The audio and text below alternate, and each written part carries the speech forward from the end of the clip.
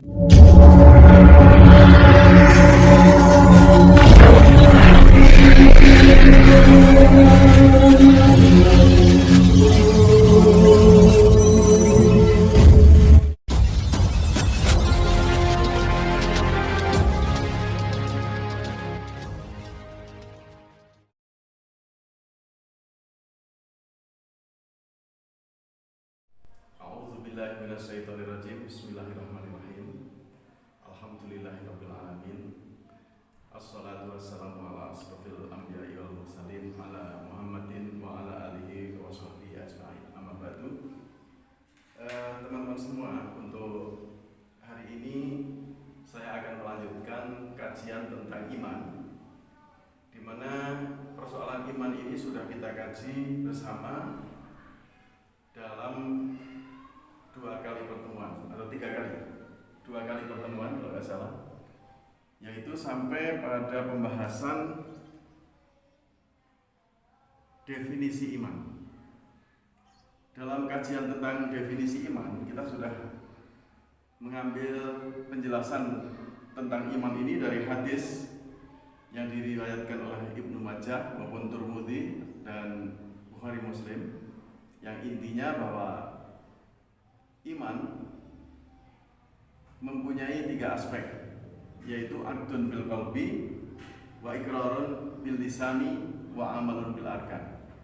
Maka karena adanya 3 aspek dari iman ini, kita definisikan arti iman itu ialah iman ialah pandangan dan sikap hidup. Pandangan dan sikap hidup.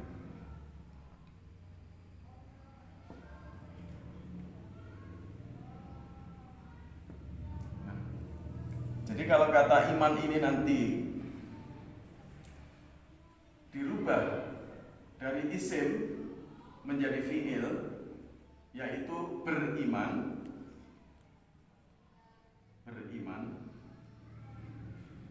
maka untuk kata kerjanya menjadi berpandangan dan bersikap hidup. Tinggal ditambah aja, berpandangan dan bersikap hidup, atau berpandangan dan sikap hidup.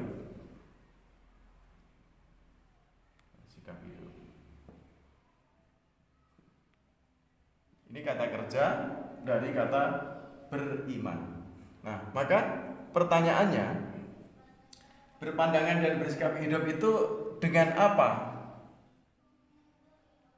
Dengan apa? Objek daripada pandangan dan sikap hidup itu apa?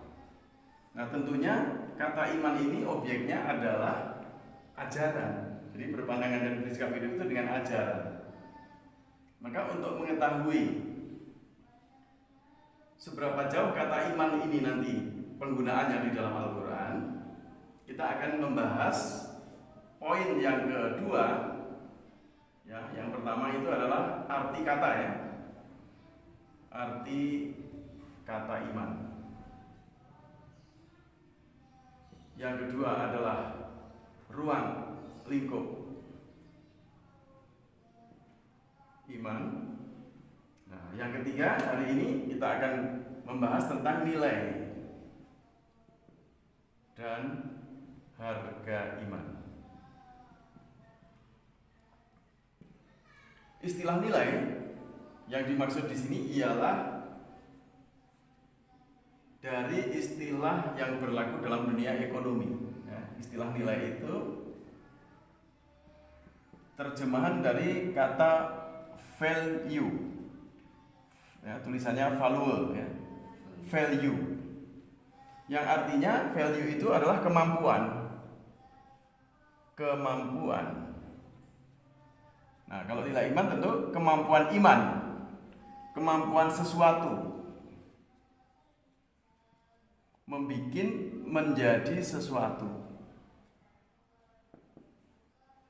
menjadi sesuatu. Dicontohkan di sini adalah bahwa kata iman itu adalah bermakna pandangan dan sikap hidup. Ada pandangan dan sikap hidup yang mempunyai kemampuan tertentu. Yaitu apa kemampuan dari iman ini? Nanti kita contohkan, misalnya yang paling mudah untuk memahami istilah nilai ini adalah dengan barang, ya, dengan benda. Misalnya barang itu berupa beras. Beras itu dikatakan bernilai karena dia mampu membuat kenyang, ya, mampu mengenyangkan, ya, mampu mengenyangkan seseorang dalam waktu tertentu. Misalnya 1 kilo beras bisa mengenyangkan 5 orang yang lapar pada waktu tertentu. Begitu nilai beras itu berlaku objektif. Artinya orang mau atau tidak mau makan nasi yang dibikin dari beras itu tadi, maka nilai beras tetap, dia tidak akan terpengaruh oleh orang mau atau tidak mau. Tetapi nanti kalau harga ini sifatnya adalah subjektif. Jadi nanti harga itu ialah, nah, terjemahan dari kata price, ya, pengorbanan. Harga ialah pengorbanan atau jumlah, ya, jumlah orang yang sedia mengorbankan untuk mendapatkan nilai, ya, jumlah yang orang sedia mengorbankan untuk mendapat nilai, ya, untuk nilai. Jadi misalnya beras 1 kilogram kemampuannya mampu membuat kenyang 5 orang. Harganya 10.000 misalnya. Nah, nilai beras ini objektif. Kalau harga ini nanti sifatnya subjektif. Jadi arti subjektif itu tergantung orang mau atau tidak mau. Kalau orang tidak mau atau tidak membutuhkan beras, dia disuruh bayar aja. Jangan kan disuruh bayar. Mungkin diberi juga nggak mau kalau dia nggak membutuhkan, apalagi disuruh membayar. Nah, begitu dengan iman. Ternyata iman itu sebagai satu pandangan dan sikap hidup juga mempunyai nilai. Nah, adapun nilai iman dalam Al-Quran diterangkan dalam surat Al-Baqarah ayat 257. Ayat ini menjelaskan nilai iman yang hak dan nilai iman yang batil. Ya, bunyinya Allahu waliyul ladzina amanu. Allah adalah pemimpin, ya, orang-orang yang beriman. Nah, beriman di sini dalam arti berpandangan dan bersikap hidup. Ya. Allah adalah pemimpin orang-orang yang beriman dalam arti berpandangan dan bersikap hidup. Ya. Berarti Allah memimpin orang yang beriman ini pakai apa? Apa alat yang dipakai oleh Allah untuk memimpin orang-orang yang beriman? Nah, tentu Allah memimpin dengan Al-Quran. Di Al-Quran ini adalah ajaran yang dipakai oleh Allah untuk memimpin orang-orang yang beriman. Terus Allah dengan Al-Quran itu mau memimpin orang mukmin kemana? Yukhrijuhum, ya, Allah dengan Al-Quran itu akan mengeluarkan mereka. Siapa? Mereka orang yang beriman. Minaz zulumati ilan nur, dari zulumat ke nur. Nah, istilah zulumat ini adalah istilah Al-Quran, ya, minaz zulumati ilan nur. Sebagaimana istilah jannah dan nar, ya, istilah syajaratun dalam Al-Quran, istilah zulumat itu arti letternya adalah gelap. Nur terang. Tetapi dimaksud dengan istilah gelap dan terang oleh Al-Quran bukan membicarakan gelap dan terang biasa. Istilah gelap ini adalah mewakili suatu situasi dan kondisi di mana manusia tidak mengenal ajaran Allah. Ya, kalau dalam istilah sejarah itu disebut dengan jahiliyah. Ya, ini jahiliyah.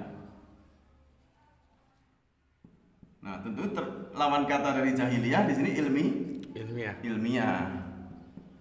Jadi Al-Quran itu mampu membebaskan manusia dari kondisi dan situasi jahiliyah gelap gulita ke situasi ilmiah yang terang benderang atau mengeluarkan dari nar ke jannah. Kalau istilah kita pakai perumpamaan jannah dan nar.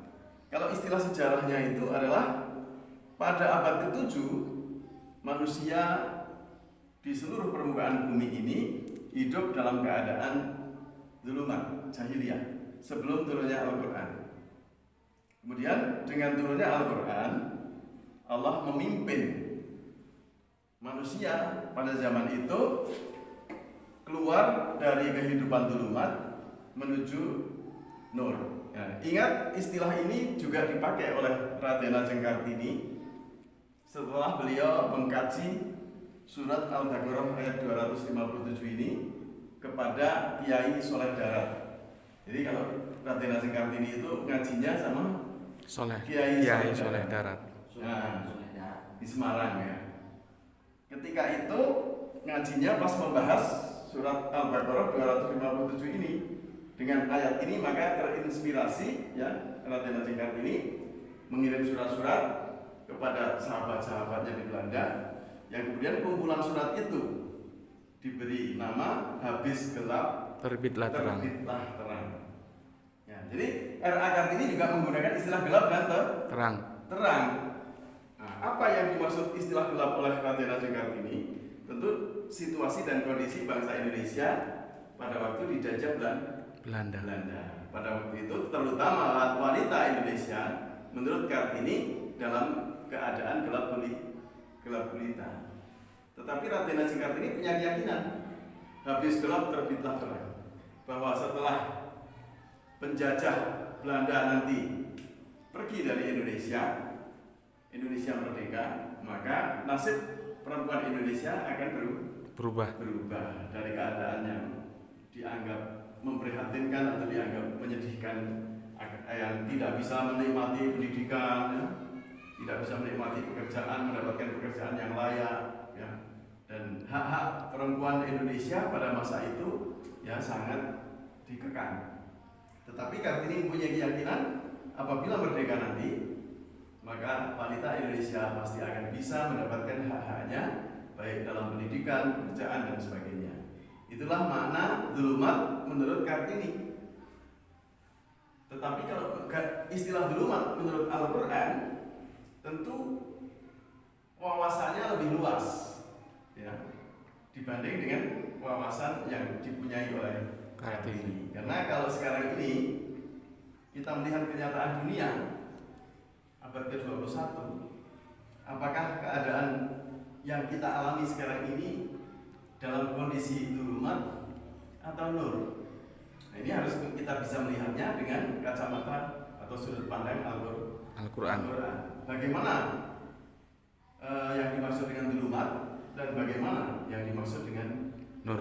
Tapi Allah di sini berjanji atau menjelaskan di dalam surat Baqarah ayat 257 bahwa Allah adalah pemimpin orang-orang yang beriman. Memimpin orang-orang yang beriman menggunakan Al-Quran. Maka Quran ini iman apa bukan? Quran adalah pandangan dan sikap hidup.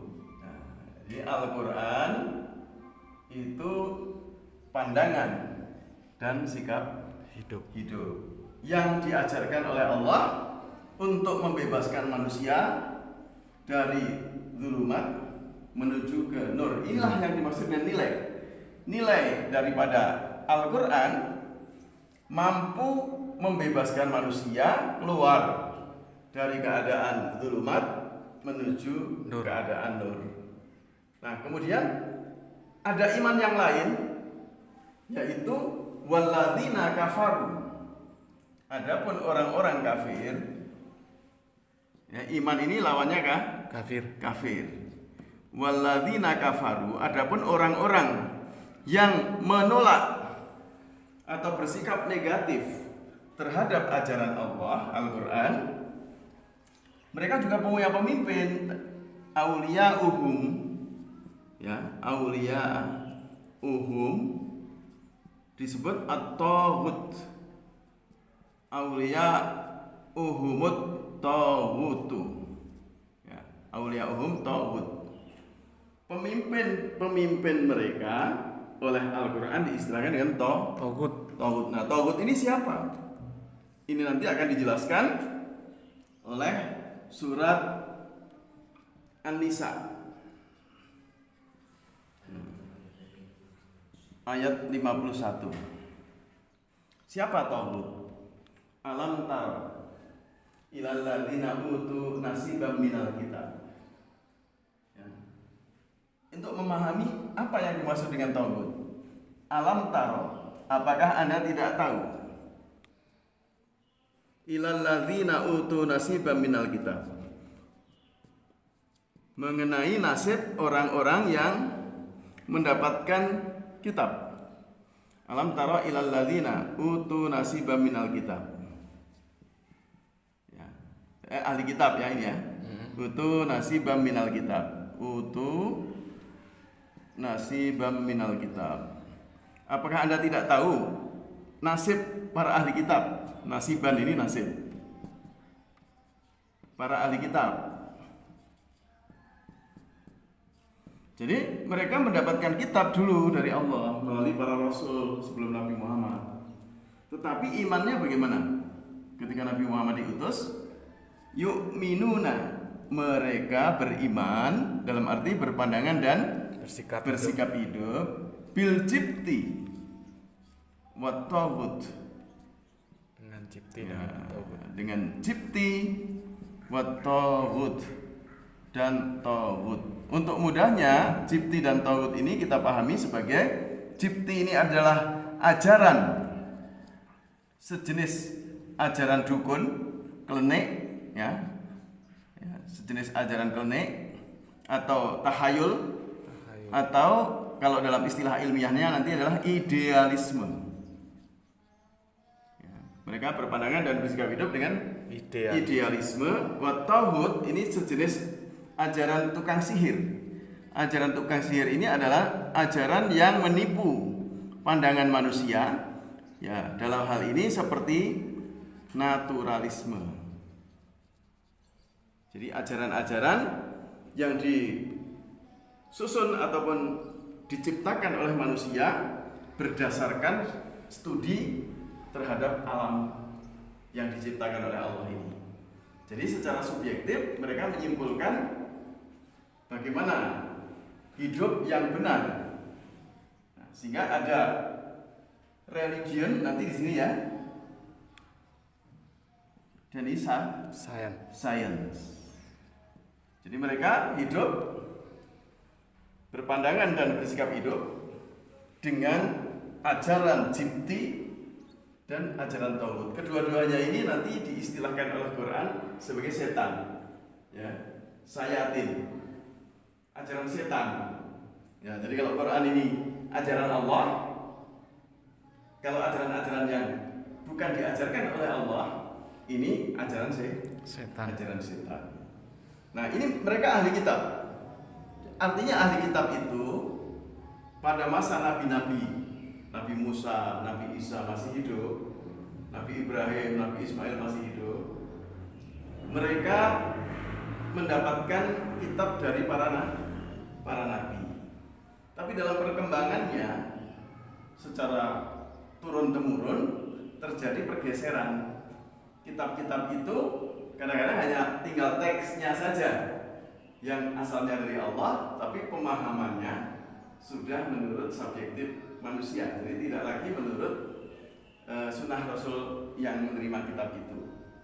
Jadi di sini yu'minuna bil jibti wat taghut, kalau kita kaitkan dengan walladzina kafaru, orang-orang yang bersikap negatif terhadap ajaran Allah, Auliya'uhumut taghut. Pemimpin-pemimpin mereka adalah taghut. Itu setan. Kemana setan akan memimpin orang kafir? Yukhrijunahum, ya, yang akan mengeluarkan mereka. Mengeluarkan di sini menjerumuskan minan nuri ilal dhulumat. Minan nuri ilal dhulumat. Kebalikannya. Jadi di sini ada dua ajaran yang bertolak belakang. Ajaran Allah yaitu Al-Qur'an menurut sunnah Rasul bertolak belakang dengan ajaran-ajaran selainnya. Ya, ajaran-ajaran lain. Kalau Al-Qur'an punya kemampuan plus, yaitu mampu membebaskan manusia dari dzulumat ke nur, sedangkan ajaran-ajaran lain kemampuannya minus, hanya mampu menjerumuskan manusia keluar dari nur ke dzulumat. Ini istilah Al-Qur'an, nilainya hak. Di sini nilainya batil. Jadi hak itu benar, batil itu salah. Ada ajaran yang benar-benar mampu membebaskan manusia dari dzulumat ke nur, ada ajaran yang janjinya bisa membawa manusia mencapai kebahagiaan, tapi ternyata bohong, tidak pernah ada buktinya. Itulah ajaran batil. Maka dari nilai dan harga iman kita simpulkan ada iman yang bernilai hak, ada iman yang bernilai batil. Jadi setelah kita mengenal ada iman hak dan iman batil, kita coba membuka surat surat Al-Ankabut. Surat ke-29 ayatnya adalah 52. Ayatnya 52. Ya, untuk memahami lebih jauh tentang ajaran batil. Apa yang dimaksud dengan ajaran batil? Itu diterangkan oleh surat Al-Ankabut ayat 52. Nah, ayatnya berbunyi begini. Qul, ya. Allah berkata kepada siapa ini? Qul ini. Tentu kepada Nabi, ya. Nyatakan Muhammad dan yang seiman dengannya. Kafa billah, cukup Allah dengan ajarannya. Baini wa bainakum syahida, menjadi saksi. Cukup Allah menjadi saksi antara kami. Siapa kami ini? Yang berpandangan nur menurut sunnah Rasul. Wa bainakum, menjadi saksi antara kami dan kalian yang berpandangan dzulumat. Bainakum syahida. Ya, kalau bahasa Indonesia ini syahidanya duluan. Oke. Nyatakan Muhammad, cukup Allah menjadi saksi antara kami dan kalian. Ya'lamu, dia Allah yang memberi ilmu ma fis samawati wal ard, semesta, kenyataan dan bumi, memberi ilmu tentang semesta, kenyataan dan bumi ini. Walladzina amanu, ya, di sini dipakai istilah walladzina amanu bil batili, amanu tapi bil batili. Walladzina amanu bil batili berarti positif dengan negatif. Wa kafaru billahi, kafaru itu negatif dengan positif. Orang yang beriman dengan ajaran batil dan menolak atau bersikap negatif terhadap ajaran Allah, ulaika, yang demikian itu adalah humul khasirun, rugi. Nah, rugi itu bangkrut. Nah, dalam dunia ekonomi dimaksud dengan rugi itu sudah mengeluarkan harga banyak keluar, tapi nggak dapat nilai, nggak utuh. Pengorbanannya penuh, tapi nggak dapat nilai. Misalnya kita berdagang dengan pedagang yang tukang bohong. Dia bilang saya punya sekental beras katanya. Kamu mau nggak beli murah aja, 1 kilonya 5.000. Terus dia minta dibayar duluan. Setelah kita bayar, ternyata berasnya nggak ada. Itu namanya kita sudah mengeluarkan harga, tapi tidak pernah dapat nilai, bangkrut, rugi ya. Nah, maka janganlah berdagang dengan setan. Kalau mau berdagang, berdaganglah dengan Allah. Karena Allah adalah yang selalu menepati janji. Kalau Allah berjanji, pasti ditepati. Kalau Allah berjanji mampu membebaskan manusia dari dzulumat ke nur dengan pengorbanan tertentu, maka ketika manusia mau mengorbankan pengorbanan yang dituntut, yang diminta oleh Allah, maka Allah akan memberi nilai yang dijanjikannya. Jadi pengertian batil di sini adalah ajaran. Walladzina amanu bil batil, orang-orang yang berpandangan dan bersikap hidup dengan ajaran batil, yaitu tidak mau hidup menurut ajaran Allah, menolak ajaran Allah, mereka itu adalah orang-orang yang rugi. Nah, ini pengertian nilai. Jadi ada ajaran yang bernilai hak plus ada ajaran yang bernilai batil.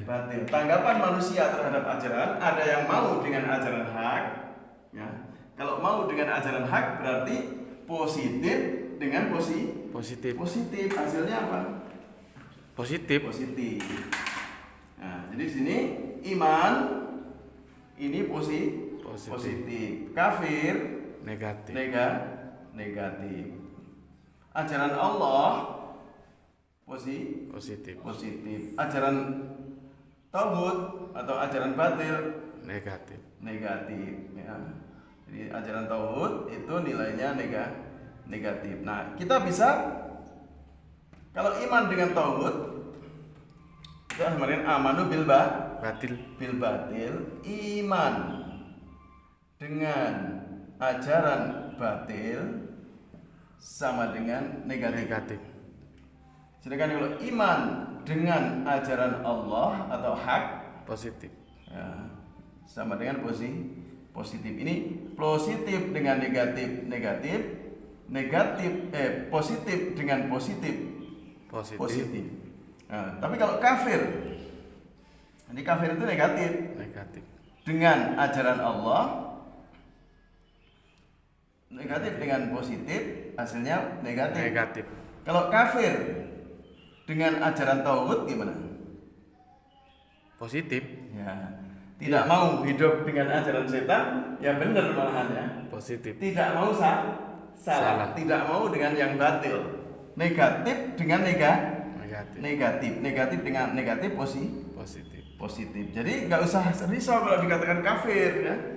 Istilah iman dan istilah kafir itu kata-kata yang belum mempunyai nilai dan harga. Tinggal pasangannya apa? Dikatakan iman juga jangan sok-sokan benar dulu. Yaitu orang yang beriman dengan ajaran batil kan bisa juga. Jadi mukmin batil. Jadi kalau iman dengan ajaran batil, orangnya menjadi mukmin batil.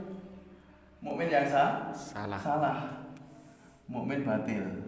Kalau beriman dengan ajaran Allah, ini baru namanya mukmin hak. Mukmin yang benar. Nah, kalau kafir dengan ajaran Allah, kafir apa?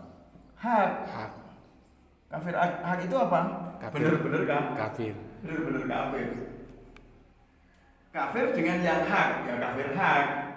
Kalau kafir batil gimana? Kafir batil itu tidak mau dengan ajaran yang batil. Kafaru bil batil. Bisa nggak di permainan kata ini? Menolak yang batil. Menolak yang batil. Dalam Quran nanti ternyata salah satu doa Nabi itu adalah minta dikafirkan dengan ajaran batil. Batil apa ya? Doanya. Wa kafir anna sayyi'atina. Kafirkanlah kami dengan kejahatan diri kami kan minta dikafirkan orang. Maksudnya minta dijauhkan dijauhkan, dinegatifkan. Nah, inilah pengertian nilai iman, bahwa iman ada yang bernilai positif, hak, ada iman yang bernilai negatif. Iman hak adalah ajaran Allah menurut sunnah Rasul. Iman batil adalah semua ajaran-ajaran selain ajaran Allah menurut sunnah Rasul. Demikian untuk pengertian iman hak dan iman batil.